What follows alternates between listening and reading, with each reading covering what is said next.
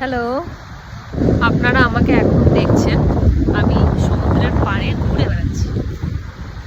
আমি এখন আছি মৌসুনী আইল্যান্ডে।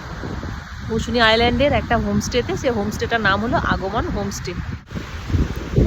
সপ্তাহের ওই একদিন ছুটি আছে, এই যে রবিবার ছুটি আছে। তো আমি শনিবার দিন অফিস সেরে মৌসুনী দ্বীপে এই আগমন হোমস্টেটাতে এসেছি। আর আজ হচ্ছে রবিবার। এখন আমি সমুদ্রের পাড়ে ঘুরে ঘুরে বেড়াচ্ছি।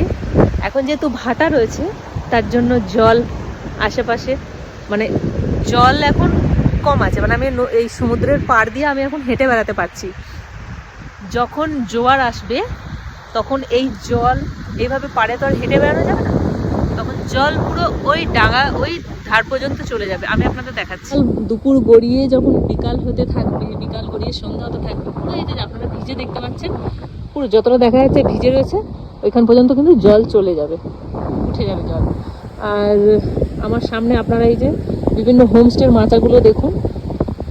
এদিকে একটা নৌকা রাখা আছে, আমার সামনে এই যে এখানে একটা নৌকা রয়েছে, আর ওই যে দূরে সমুদ্রের জলের মধ্যে একটা নৌকা ভাসছে।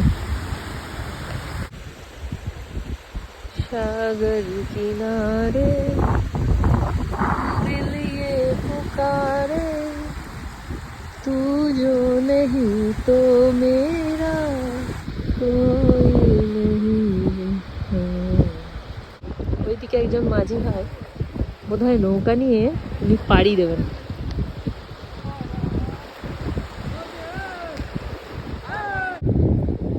এই যে বালি তুলেছে, যে এরকম বালিগুলো আপনারা দেখতে পাচ্ছেন, এগুলোতে না লাল কাঁকড়া থাকে।